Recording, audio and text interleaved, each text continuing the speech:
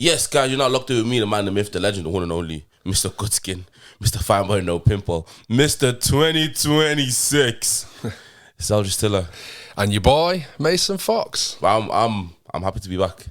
I am. It's been a while, isn't it? Yeah. It's been a while. Not done one since last year? Since last year. Yeah. You had to get that joke in, didn't you? Nah, literally, man, I've not been here since like just before Christmas. I mean, did you have a good Christmas, New Year's? I did. Kwanzaa? Yourself? Kwanzaa? Yeah. I had a great Christmas. I went to Paris. you know, the city of love. I was doing up myself. I love a boy. What did you do for Christmas? Anything special? No, just chill with the family and stuff. So, done my usual rounds. And then, it was nice to kind of have a bit of time off to kind of relax after such a busy December. Yeah. Away from obviously this, but more of our regular jobs. Regular lives and jobs that you guys can help us get out of. Yeah, of course. No, but it's nice. But like I say, it feels nice. I mean, I feel like I've been off for a while doing this. Yeah, so man. I know, right? But it hasn't been that long. Like, not out of the realms of long, but it feels long. It feels like it's long, yeah. Yeah. It was a little consistent. But Mace, let's not talk about us. Let's not talk about us because I'm actually quite happy. I think I know where this is going. Do you know where it's going? I'm actually quite happy. I'm going to tell you why I'm happy. Now, a few months ago, when we first started out this podcast, we set out a few, what do you want to call it? Like targets? Not targets, but like a few things predictions. We wanted to happen. A few predictions. There you go. Now, one of my predictions was supposed to be November. It didn't happen in November, so I pushed it back to January. Yep. Now, it doesn't matter when it happened. It all happened pretty close. I'm going to say I was right. Am I right, Mason? You were right, yeah. And if you're wondering now, if you got up to this point, you're thinking, what's he right about? I'm talking about Ruben Amorim being sacked. Yeah. It was time for him to go. It's a bit of a what, Mason? It's a tough one. I was a bit of a tough one. You were Ruben in. I'll Ruben in because... Because what? I mean, you look at this season compared to last season, you're seeing the difference in how we're playing, where we're at the table. The signs there that we're obviously progressing with his project. And that was the whole point of having him there. Obviously, we'll go through the more ins and outs of kind of what's going on with him and the reasons potentially why he's obviously been sacked. Because I've heard loads of stories here, there, everywhere. Yeah. But yeah, I mean, I feel like for us, I'm just sick of going in these swings and roundabouts and circles of managers and projects because it just feels like every time we do this, we're setting ourselves further back, and years back 100%. In being up there and kind of challenging to where we should be realistically. So I know you're happy about it. I'm gassed. Yeah. I'm just waiting for you to finish your spiel so I can get into my own spiel. Yeah. I'm ready. I've said that. We'll go into a bit more detail of why I feel like I'm a bit more... My reasons why, obviously, I was more in rather than to leave, because obviously there's loads of stuff behind it, and it's like, it's more about the projects and stuff. I'm just sick kind of going in these swings and roundabouts, but yeah, I mean, go on, say your piece. I was sick of him. Absolutely sick of him. It was just this whole, hey, I'm going to play this formation. Yeah. And if it doesn't work, I'm going to stick to it. If it just doesn't work, do you know what we're going to do? We're going to stick to it. It's weird though, because I mean, we've gone through the summer, signed some good players, obviously. No, we didn't. Bumo's not good enough. Okay, we signed Cunha's not good enough. Okay, we signed good players. Good players. We didn't sign the players we needed. And now we're in January, we just sacked our manager. Yep. And we're going to expect Carrick to get some players in. Who are actually going to get, like... We're not going to sign him, I don't think. They're coming out and saying we need a winger, and we don't need a winger. We've got too many wide players and stuff. We haven't got out-and-out wingers, fair enough, but, I mean, what's the big hole in our team is that central midfield. That's where we should be investing the money, not in the wings. Got plenty of players that can play out on the wing. Yeah. What we need to focus on is getting someone for that central midfield.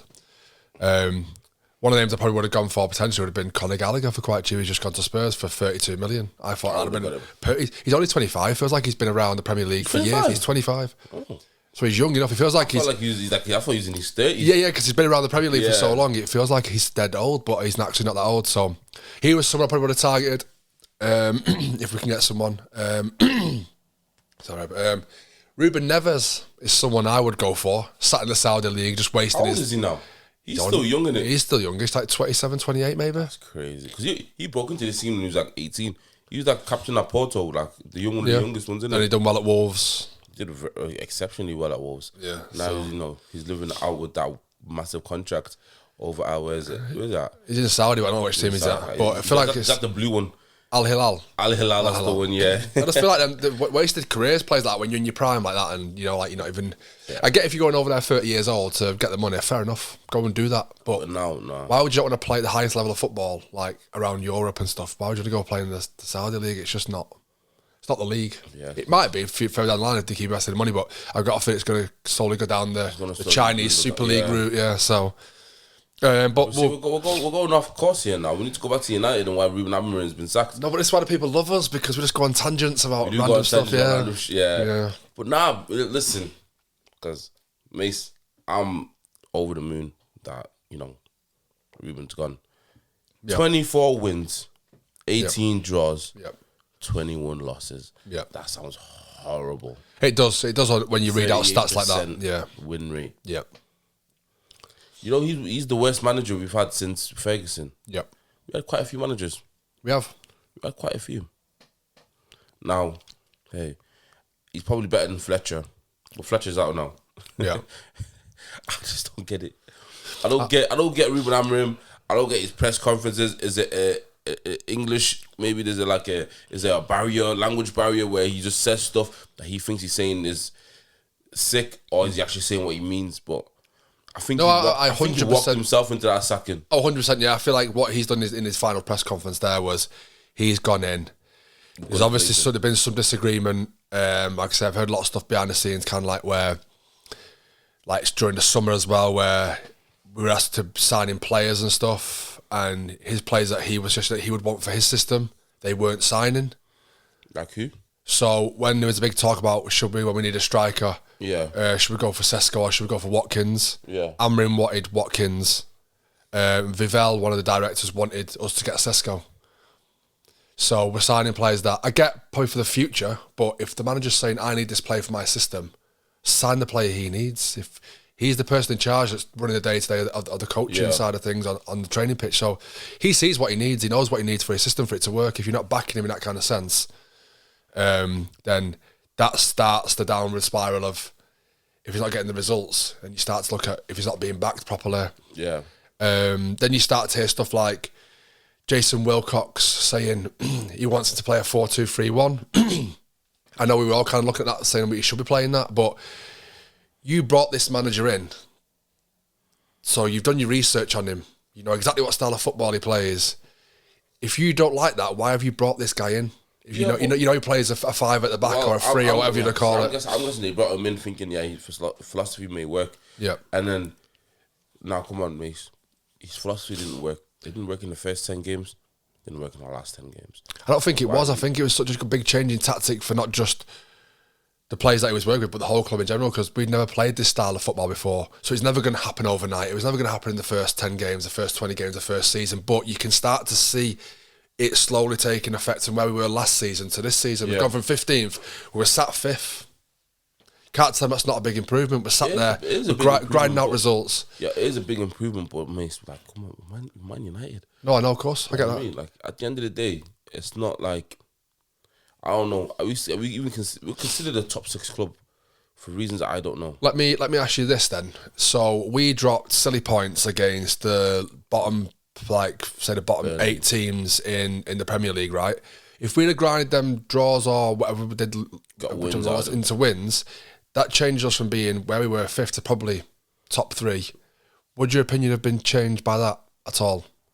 I would have. Regardless of the system where we were in the league, would you have still been saying if we were sat 3rd in the league now after getting the better results here? Because there are only small margins of where we went wrong, so we're losing in the last drawing games in the last 10 minutes, that kind of stuff. But if we're sat 3rd, would you still be saying the system doesn't work? Yeah, but the system doesn't work because we're not sat 3rd. You can't throw hypotheticals in. It's not fair. That's not fair because we've watched it live. We're struggling to finish games against Burnley. Can't finish games against Leeds. Now I'm not saying these sides are bad sides because these are sides that they're fighting for their lives. Of course. Do you know what I mean? There's no easy game in the Premier League, as we know. But Wolves. I know. So I mean, silly games. I get that. Wolves.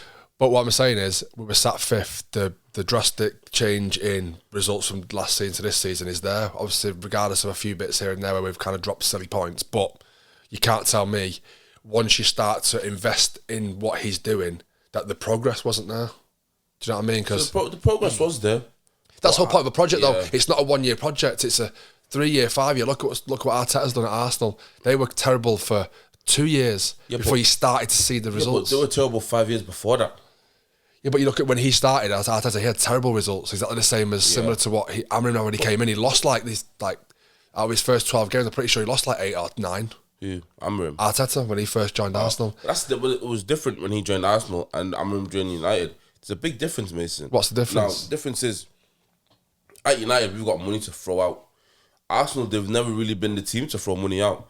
So they had to build from the young budget, the young players that they have in their academy. They have to build them up. So it's 100% different from the situation that they. You can't say Arsenal have been throwing money at players. Look at the players who've signed over the last 5 years. Well, Declan Rice, 100 and something million. And I understand that, but that's because they've managed to build a team where they can, attract players of that stature.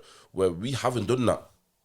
We haven't done that. If you look at Arsenal's last 5 years and our last 5 years, who had a better last 5 years?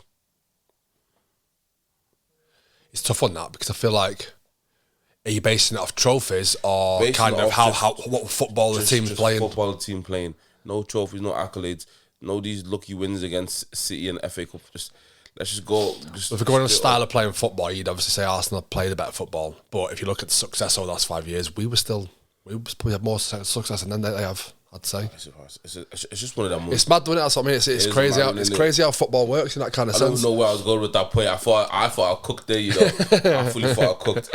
But no, it just goes to show you that obviously Ruben's coming to this new league unproven. Let's put that there. He's coming unproven, and now I feel like he's kind of messed his career now because he's just going to go back to the Portuguese. He's going to he's going to go back to a foreign league. No one in the Premier League is going to touch him. You know that, right? No, yeah. It's going to be a tough one for him. But I'd like to see where he goes. What the future has for him. I don't think it's bright. Depends, because I feel like he needs to. Like, I think what's messed him up there a little bit is, like you say, when things are going wrong behind the scenes, whatever's disagreement's been going on, you don't come and kind of start to air your dirty laundry out and in press conferences, and start saying stupid stuff like what he's saying. Because, like you said, what he said in that last press conference is what got him sacked.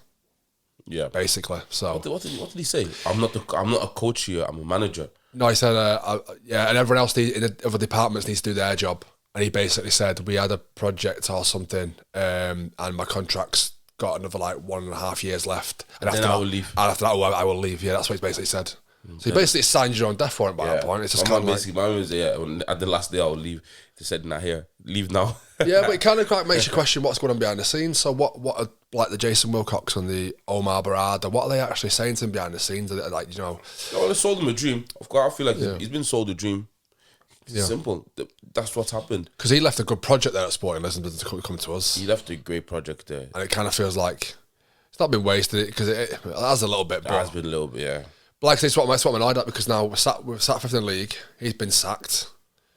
We brought Michael Carrick in now, which we'll talk about a bit more later on. But what happens now, if we're sat fifth, potentially on the cusp of getting some sort of European football, and this whole charade now kind of just derails our season, we finish 10th. Again, another wasted year. Yeah, it's going to be a wasted year this year, of course, because what's happened now is we've got Michael Carrick in. Yeah, but what we're going to do now, and we're going to go into summer, get a new manager. It's going to be maybe not great to start off with, because they're going to want to bring their own style of play and try and get rid of what... and then it's going to be trying to get new players in, and then before you know it, starts off badly, starts to do well, some of disagreement, back to square one. Yeah, it's going to be a tough one. And I feel like this cycle of just a cycle of just disappointment. It's going to be tough, because what we got City this weekend. Yeah, I'm not looking forward to it. We got City this weekend. I've never been more deflated about a game in my life. So, we literally got City this weekend. Yeah. No, it's more a case of what happens, Alan. But what do we look at? Is because at this point, I'm starting to think, are the managers the problem? I've been saying this for a while. I think there's more stuff going on behind the scenes. We've seen Amram try to come in and change the culture. Obviously, he can't do that by himself. So, he came and changed the culture. He got rid of all the bad eggs. Yeah, but now then look at the bad eggs how they're doing. Look at Rashford. Rashford's now going Barcelona. They want to sign him permanently. Yeah, I mean he's doing well. If Rashford's gone Barcelona, who let's be real, better than United, and they don't have a problem with him. What did we do at Rashford that was such a big problem? I don't know, mate. Honestly, it's baffling to kind of. I mean, there's so much like behind the scenes stuff. There's so much to unpack. And talking about behind the scenes, you see Enzo Maresca. That's another one, yeah. He's got the same thing, yeah. Exactly the same thing. He's gone now as well. But I think he's a bit different to ours. He didn't get sacked. He didn't get sacked because, he's playing shit. Well, I think Chelsea's standards of what their expectations of what they were hoping for this year after winning the Club World Cup was they were going to go and challenge for the title. Wasn't happening. And I think then he started to do the same thing. I had disagreement with the board.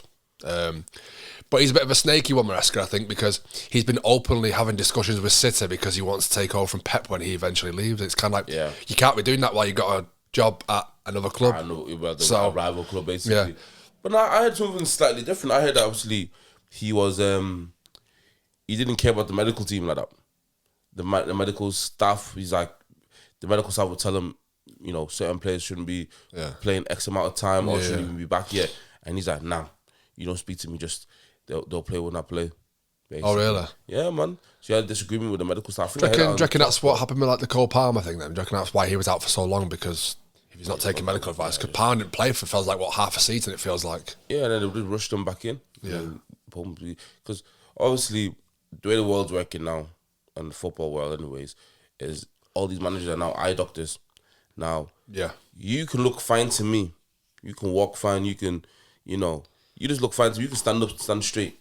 But then you've literally got a crack in your ankle. Yeah. The medical team only told me you got a crack in your ankle. But just take this injection here and you can play. Kind of like the magical wet sponge and the wet. Of course. So I think I heard this back. This is in the past as well.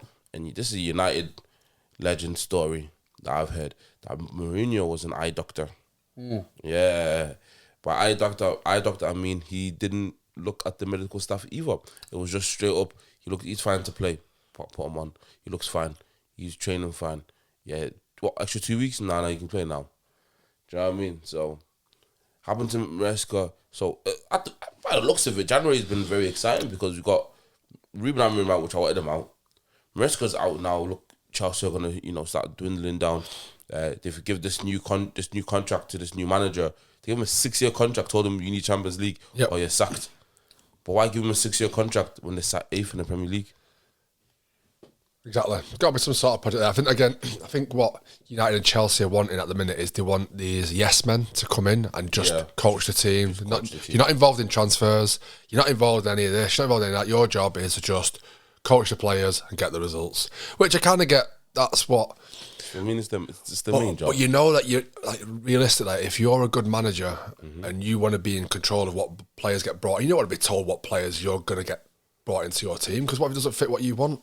Do you know what I mean? Because all managers will watch football, they'll know which players they'd mind and which players they'd love to obviously have in the team and stuff, but because that's the jobs of the scouts, this player will fit your system. Do you know what I mean? So it's all baffling to me about the way this is changing, because you've got all these sporting directors, all these like head of whatever, and it's kind of like, it's annoying because you don't get these old school managers anymore. It feels like it's starting to come away from that, that old school way of managing teams. But if I'm crazy though. Maybe it's one of them where if now you're in charge of the team, you just go, right, I need someone that can do this for me or do that, and you just send it to the scout team and they go, right, I'll list up. So is there a big difference? No, the managers doing the press conference or like the after the match interviews. Yeah. Now when they have their names on there and then below it has their job title. Yeah. Do you? I don't know if you noticed this, but I've started to notice that some of them have like different titles. I've never even paid attention to that. I've never paid attention to it, and I started paying attention to it. And I was like, "What does this even mean?" Because some of them be like manager of this, manager of this, and then some of them like head coach. So I'm trying to understand what is the difference between being a manager and then the head coach. Even though you just look like a manager to me. I feel like when you're a manager, you're involved in all aspects of what goes on around the football operations. Like I say, you're involved in all the transfers. You're involved in who comes in, who goes out. You're involved in all the youth side of things. Yeah. You get reports of who's coming through, all that kind of stuff. When you're the head coach, your job is you're head coach of the first team. Your job is to coach the first team, get them ready for the games when they come, and then get the results, and that's it. That's it. We do the rest. Yeah, and we do the rest. Okay, that makes a bit more sense. Yeah, that's why there's all this kind of like bad, thinking about like kind of what managers want to do. Because if you're a manager, you want to be involved in all aspects. Yeah, of course you want to be involved. Like you want to know who's coming in and who's going out. Yeah. Because at the same time, obviously, you're looking at Ruben, and that's what he said in that last press conference. He was like, "I'm the manager here. I'm not just a coach." Yeah. Do you get me? But I do get, like I say, because you want to have a say in who comes in and what players work. Because you know your system, you know what players are going to fit. Your system. Yeah. This is the thing that annoys me as well. Like obviously, I feel for Amrin because it is his system, and they didn't back him. It's when you're the manager, you're in charge of what happens on the football pitch. You're in charge of getting the results, so you should have a say in what players come into your club. It shouldn't be a case of you've got these players that these men in charge of maybe have not even played football in their life coming in and telling you who you should have in your team. It makes no sense to me. I don't get it. That's swinging me, I don't get it. You never played a game in your life, mate. Why are you telling me what players I need? It's my system, it's my team, it's my tactics. I know what I need. You don't. So it's tough because obviously them two managers have been sacked, and a third manager has stepped down. Stepped down by Damn, and this is at the biggest club in the world. It is. When this club comes calling, you answer the phone. Yep. And the answer is never normally no, unless you're Francesco Totti. But other than him, you never ever say no. And this is Real Madrid. It is indeed. Xabi Alonso stepped down. Yes. That surprised me. I don't know. I thought I was keeping up with the La Liga quite well. He lost the dressing room, didn't he? He fully lost the dressing room. Yeah, he fully lost it. So when you lose it, but then they're like, oh well, nah, he didn't. They're like, nah. No, he did fully lost the dressing room. Because Jude's come out and like, he's like, yeah, absolutely, what a load of. Yeah, they're all going to start saying that. They're all going to start coming out, to cover their ass and stuff. They're going to come out and say, "Oh yeah, it wasn't me. I backed the manager all the way and all that." No, he's a great coach though. He is a great coach. He strikes me as someone he's young enough. He's still got that coaching. He's like fit, like he can participate and actually show players how to play. He's a fantastic player.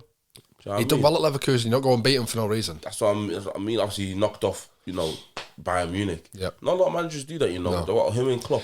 I just think the pressure of Real Madrid. It's just a different animal. I think. Really? Yeah, because expectations. If you don't win the league or you don't win the Champions League, your job's on the line. It's like I couldn't go into that with that pressure, especially when you got Barcelona, who like a really good team. Yeah. If it was like the Scottish League and you like Celtic and Rangers, and it's kind of like it's similar to that, it's fine. But you're in a league where it's quite a competitive league, La Liga, so it's not like it's one of them. Yeah, do you know what I mean? That you mentioned that obviously Celtics manager got sacked as well. Yeah, after like 10 games. Yeah, that 8 games. Yeah, just got sacked. Nancy. Yeah, but he was an idiot, man. Yeah, he was saying stuff like. He was talking about, I remember, I know this league and all that. I used to play for a team in this league. It wasn't even the right league. It wasn't right. It wasn't even the right league. Yeah. Carlisle. Yeah. It wasn't even the right league. I was like, what's this guy on about, man? Does he know where he's gone? It's like, I don't think he knew what he was getting himself into. Yeah. But sorry, well there. Back to Real Madrid. Real Madrid is a tough team. I think for him it's tough here because he's managing. I think Xabi Alonso's job is much more tougher than Amrin's job.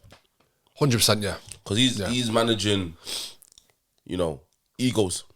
Yeah, it's tough. I feel like there's different sides to that. I feel like you're right in what you're saying. I think he's walked into a dressing room full of egos, full of big players, big personalities, all that.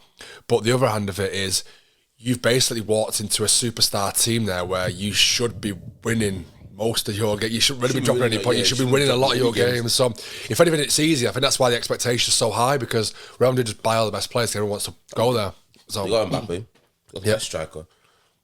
Obviously, Haaland's better than Mbappe. That's for another day. They got Jude Bellingham. They got Vinny. Yep. They got Rodrigo. Yep. They got arguably the best defense in the world. Obviously, with Dean Huijsen. They got Rudiger. They got Militao still. Yep.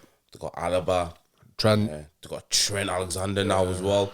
Valverde's there. Valverde. Tushimeni. Tushimeni. Camavinga. And got the best goalkeeper in the world. I believe Thibaut Courtois as well. So now I'm looking at this team and I'm just like, how are you losing to Albacete 3-2? Obviously, he's been sacked now, but obviously Arbeloa took it. How are they losing 3-2 against teams? I never heard about this team. Never heard of this team. And then they're losing against, obviously... Yeah, they lost against Barcelona, but... Well, you kind of expect that in areas, but again, the games that you'd want to be... They were obviously competitive games, it wasn't like you'd... But I feel like where they are in the league, losing the cup, is Conor really had banked on them with the Champions League, but the way it was going, he must have felt like, I know where this is going, it's not for me. It was going to get dark. Yeah. It was going to get dark for him. They're going to treat him like Bale. Yeah, 100%. They only give him the bell treatment because that's smashing his car and kicking it. So now we've got it there. Obviously, that's the three managers. They're the three main managers that's been sacked. Obviously, Celtic manager's been sacked, but Martin O'Neill's there now. Martin O'Neill's there to pick up the pieces. He'll still steady that ship and be fine. Yeah. There you go. So we got the three managers that sacked. Now let's talk about. Well, one's already been replaced. Let's talk about the two that's going to replace them. Okay. Now, who comes into Old Trafford and picks up the pieces? This is a tough one because, like I said, we spoke about them. It's like it feels like we're going to be looking for a head coach, not a manager. It feels like you're going to be looking for someone to come in and just manage the team. So I feel that then, if that's what they want, it's going to rule out a load of big names. Yes. A lot of big names are looking at a job now thinking, I don't want that. It's not a very enticing job anymore. Because what they'll be looking at is if the old school really good managers are want to be in charge of all footballing operations within the club, not just be coaching the team. They're going to be involved in all the stuff that Amram just got sacked for and being kicking off for. So it's tough. We know Carrick's only going to be out to the end of the season. We know that. That's fine. There's going to be nothing beyond that. But are you sure? You sure we're not just giving the keys? No, because that's why they didn't go with Ollie, because Ollie was partner when they did negotiations. He was saying that he wanted basically not guarantees, but that if they'd done well to the end of the season, that he'd be able to get the job afterwards or have a chance at the job afterwards. And they were just like, it's just interim. That's it. But Old Trafford, How do you get Old Trafford rocking again? Question would be, would you take Xabi Alonso with his Liverpool contacts and his? I don't think that's a tough one. But a good manager. But I would take him. Yeah, I think that's a good project. Yeah. Another name in a minute. Luis Enrique, PSG manager. He'll probably stay at PSG. He's not signing a contract apparently. He's done in the summer. Apparently he's leaving. Yeah. So he's one of the names popped up. Oh, okay. Nothing set yet, but apparently he's not signing a contract. I don't think he'll come. Yeah. I don't think he'll come. Oliver Glasner, Palace. I'll take him. His contract's up in the summer. I'll take him 100%. Yep. Obviously, with that Crystal Palace team basically being picked apart, yep. I'll 100% take him. Take him and Mateta. Thomas Tuchel. Apparently, when the World Cup's done, depending on what goes and what happens there, he could be available for us to go after. We obviously had talks of him before Amorim. Well, when we were in the same thing, when we signed Amorim. I should have signed him. So he could be one of them. Thoughts on him? I'd take him. Yep. I think he's a good manager. Another name that we spoke to at the same time as Amorim was Roberto De Zerbi. Oh, he's at Marseille. Yep, doing well. Okay, yeah, he might come back, but hopefully he brings Mason Greenwood with him. Yep.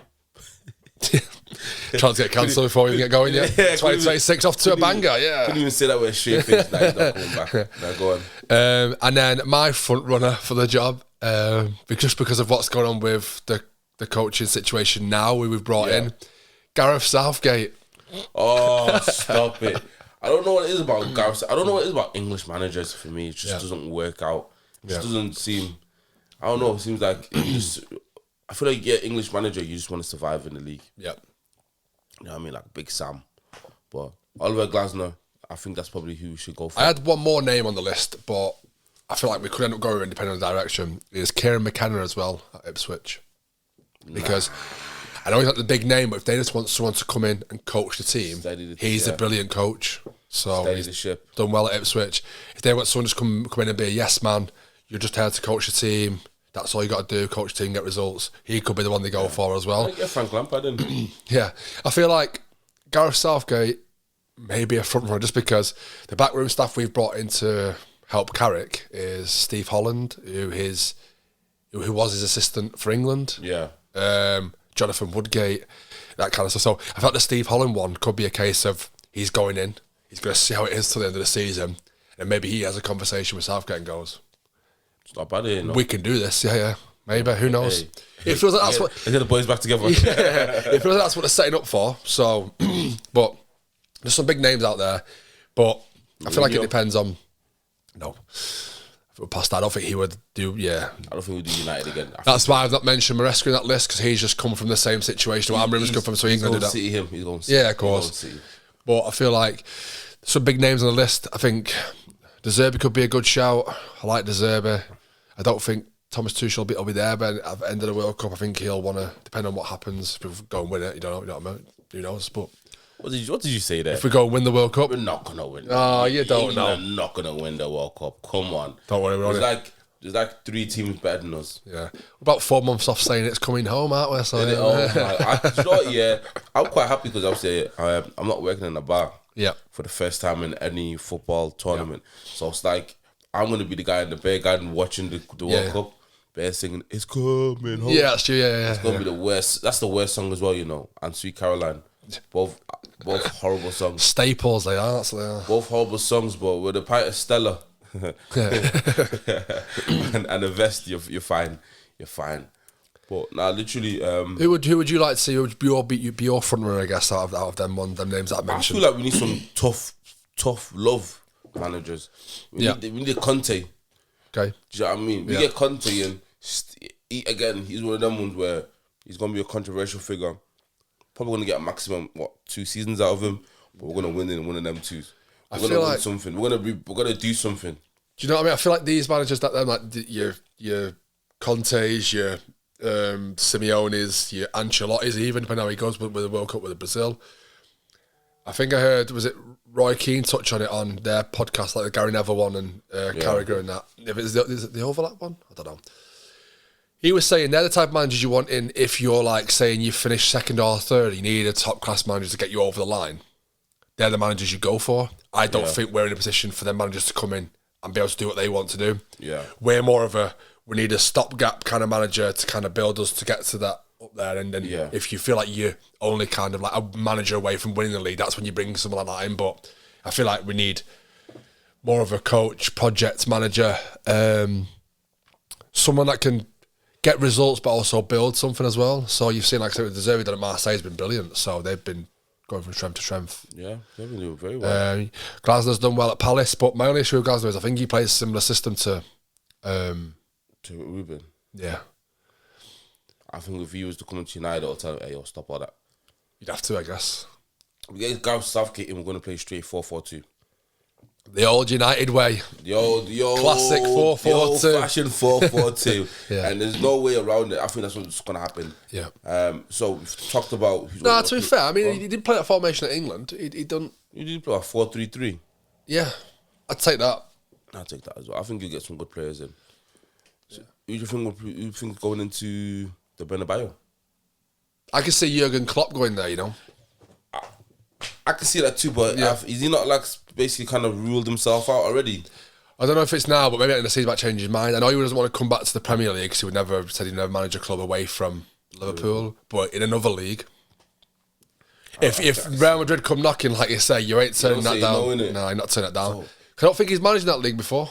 Nah, of course not. No. What about you know, remember Arsene Wenger?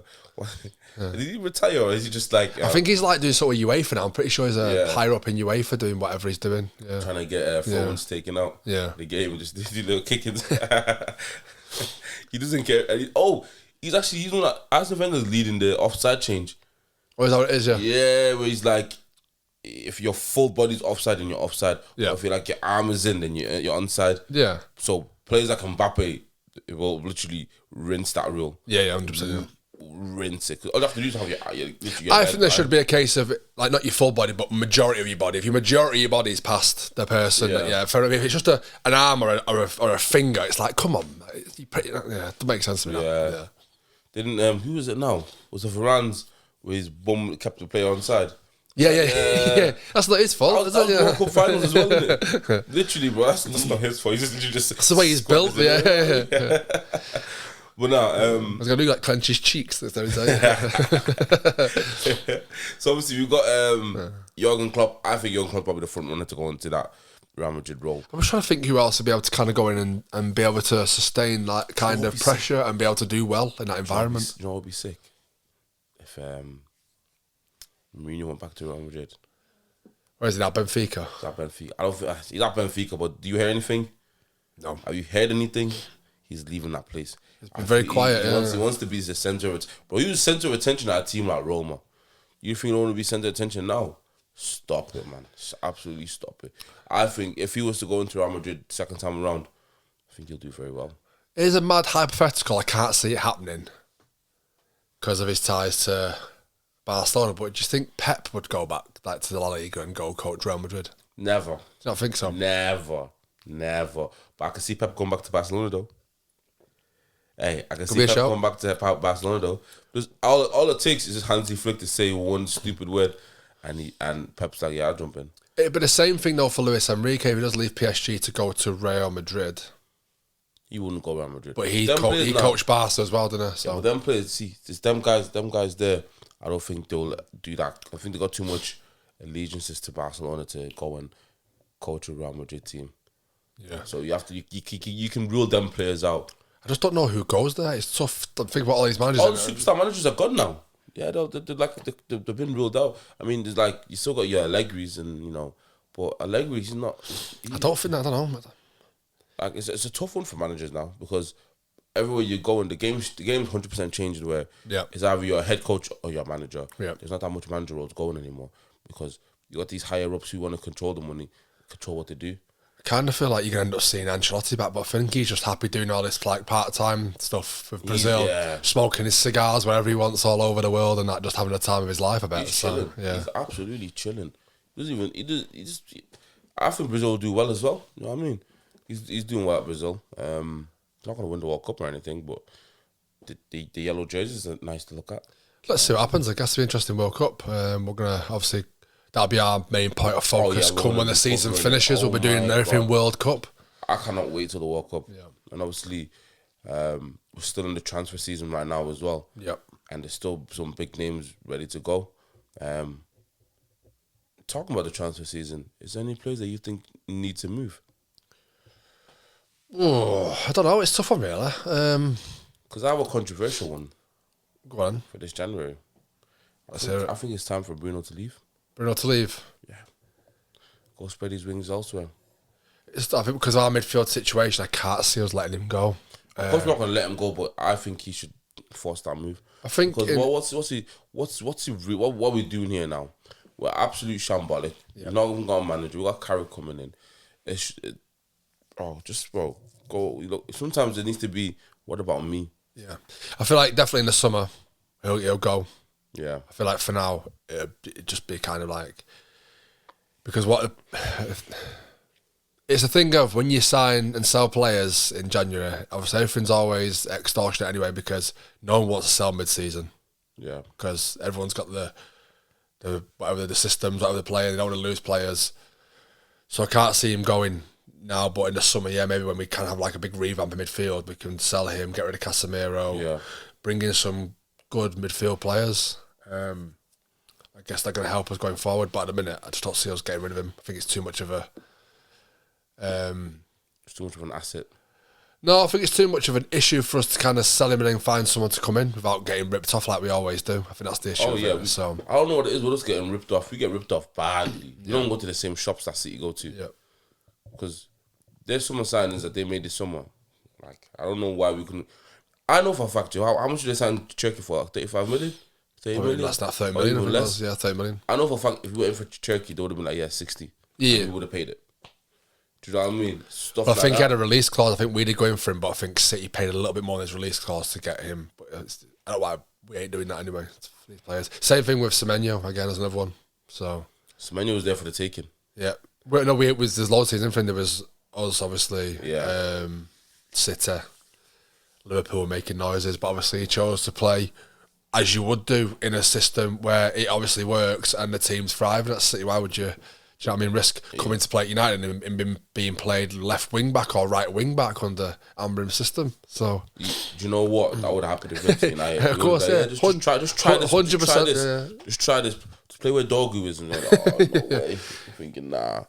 No, exactly. So I think now he's at City. Semenyo's gonna have a great. He's already started off on fire. He's started off on fire, innit? I think he'll have a good weekend against United. Hopefully not, but I can see it. Run rings. Yeah, I can see it. Run rings around us already. I Bournemouth now. No, because you had rings around us at Bournemouth with that mediocre team. Yeah. Now how's he gonna do now with the best team? It doesn't make sense to me. Like the maths is not mathing because no. It's gonna unlock a whole different chain of events. Yeah. All I know now that Semenyo's come in, Jack Grealish is not coming back. No, definitely not. No. He's doing too well. Everybody, would you'd force your move at that point? So. I think he's probably stay at Everton. Yeah. I think he's become a fan favourite there. Yeah. We're talking about Semenyo and then the game, and that's the perfect kind of gateway into kind of our next little bit. Let's talk about Carrick and this weekend's derby and what we're expecting, what could happen going forward. Yeah. If results go our way. That's a good segue, that. We're going to lose. Yep. Haaland got 20 goals. About to make it 25. Probably going to be. This wouldn't surprise me, that, to be fair. He's probably going to end on that one. It's going to, by the end of that game, he'll probably be on 23 goals. See, I'm just going to just pump. I'm just going to just... Yeah. Just going to just keep on going. Yeah. Obviously, I'm not going to blame Carrick because it's not a good first game to come back to, is it? It's not. It just isn't. I think I'm just kind of hoping it's at Old Trafford. I'm hoping the fans, like they always do, because we've got a terrific fan base where they always get behind the manager no matter what. Yeah. You've seen how much support they gave Amrim even when things were terrible to what they were before his last game. Yeah. If we get right behind the team from the off, we've got Ahmad back and Bumo's back. Whether they'll start, I'm not too sure. If they're available to, I'm pretty sure they will be available to start. Sometimes new managers get them crazy results, don't they? Do you know what I mean? So it kind of gives everyone like a new lease of life. If we can somehow scrape a win, and let's say we beat City, Arsenal next game, we get a result there, it could be massive for us going forward. Yeah, it is a very big if because I can't see it, but never say never in football. I think we can nick a draw from Arsenal. We're away to Arsenal. That's always a tough game for us. That. Yeah, Arsenal will still nick a draw because looking at Arsenal, I don't know who's going to stop Arsenal. Yeah. But it's 6 points clear again. Yeah, it's a tough one, really. City 100% need to win because you got to think about it now. City drawing points with Aston Villa, which sounds so bizarre because I remember we were sat in the studio at the start of the year thinking that Aston Villa would get relegated. And it's the way it was going at one point. It's the way it was going.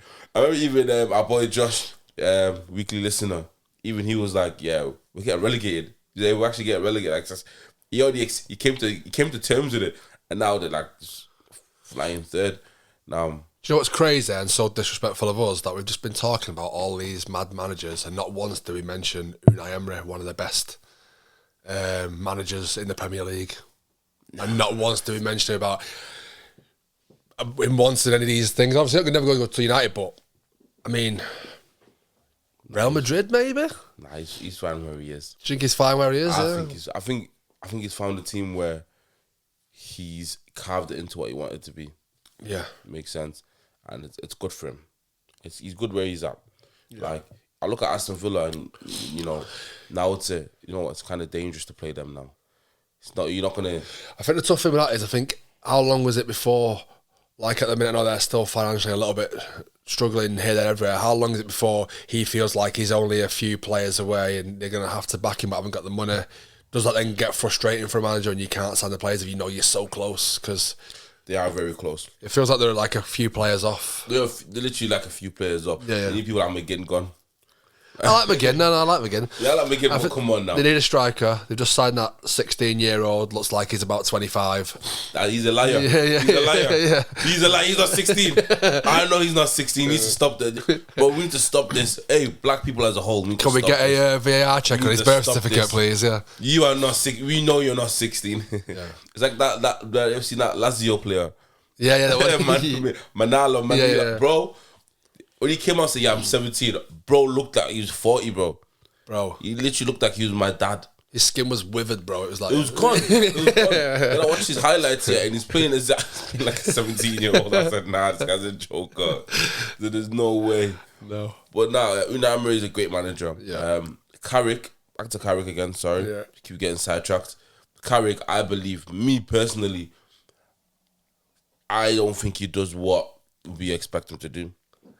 I think we finished 10th. I think we finished. I don't think we get any European football. No. Not now, I don't think. I think with Amram there, even though it wasn't the best in areas and still tough to watch, I think we still would have got Europe with that. But I think with Amarim, if I'm honest, I think we would have probably got, if I'm being honest, as much as I hate the guy, I think we would have got Champions League.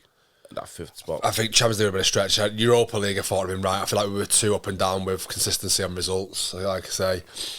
But Europa League, would have been a tuck. But I feel like now it's going to be such a derailed season. We're going to finish 10th, something like that. I hope I'm wrong. I really do hope I'm wrong. But it's hard to be optimistic with our club and what we've witnessed over the last, again, not just this season, last season, 5 years since Fergie's gone. All of it. It's just been shocking from the get go.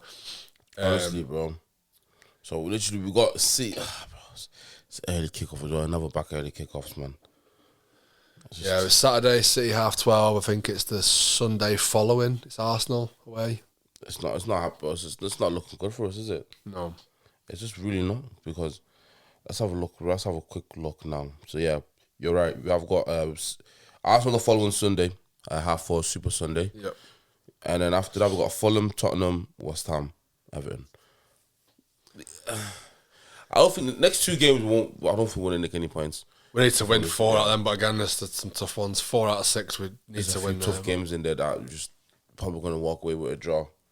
But at the minute, it's tough to be a United fan. Because the Everton game's away, which is always our tricky game. We never really beat Everton away. I don't get that. Yeah. I don't get that either, but I think we are still in the transfer window. I think we should probably try to sign a midfielder.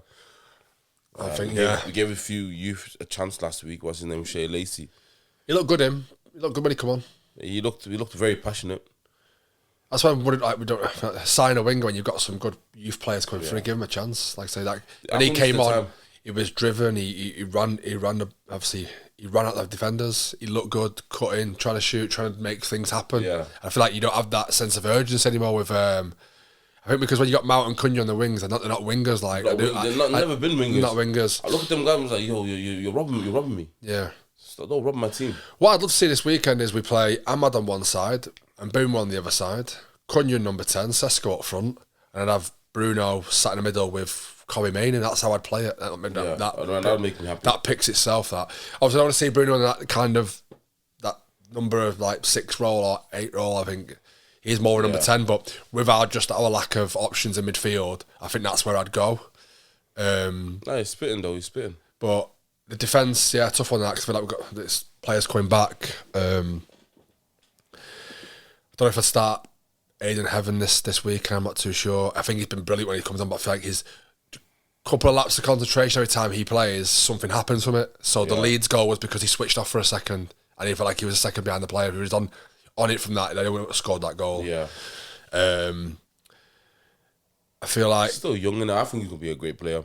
Yeah, I'm just worried about players like Martinez not getting sent off. We're gonna have to play Dalot at right back, which pains me. I don't know how he's still at the club. Pains my heart that to play him. Obviously, hopefully Luke Shaw's back to play left back. I don't know how he's still. I don't know how he's still running. Yeah, fantastic for him. Yeah, how is he still running?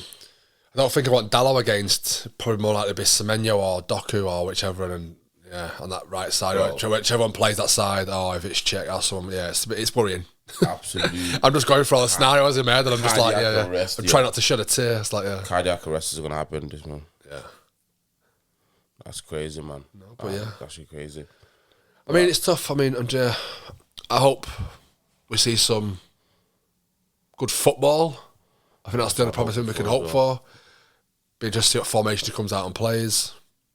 I think more like we'll be a 4-3-3 or 4-2-3-1. That's where we're heading out, realistically. I think we need to go back to the old school basics and have 4 at the back. Yeah.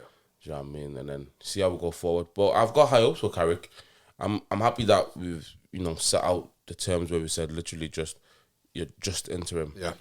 I prefer him anyway, just because I feel like he's had the more not stable manager career, but he's had a job where he's been at Middlesbrough for 2 years, 3 years, whatever it was. Yeah. Solskjaer's had one stint at Besiktas, and then that was it. He's not really been in management, so he's been away from the game, it feels like, whereas at least Carrick's been in and around a stable job for a little bit. He done well at Middlesbrough, some playoff obviously appearances there. Obviously playing that lower league of English football I think is always tough anyway, so I think you learn loads anyway, but he's had more of the stable kind of job, so I feel like I would preferred Carrick anyway over Solskjaer, but everyone's trying to live off them old Solskjaer days, but he was when I'm at Lost Dressing Room as well, same as what happened at Alonso, so It's crazy, man. But yeah, I think we covered everything we needed to cover. Yeah, it was quick. That I enjoyed that. It's like nice to be back. Blow the cobwebs off and all that, I guess. I'm happy to be back, and obviously we got the NFL to talk about in the later episodes as well. Because so much. We're in the back end of that, the nitty gritty back end. So much tomfoolery's happened so far as well. Super Bowl's only a few weeks away. A few weeks away, isn't it? It's coming fast as well. It's coming fast. Yeah, we'll definitely get an episode in for that. 100%. In the not too distant future. 100%. I mean, where to find us? We're everywhere. We're on Spotify, we're on Apple, we're on Amazon, we're on Bebo, we're on MySpace, we're literally on every social media possible. Yeah, check us out on the old TikTok as well. Yeah, we're going to be posting more regularly as well, I promise. Yeah, we've actually got the time now, so 100%. December felt like a write-off for both of us, unfortunately, so we tried to do what we could. Of course. But yeah, man, I've been Aldrich. And your boy, Mason Fox. And you've been listening to Nothing for Sports. Take care. Peace. Peace.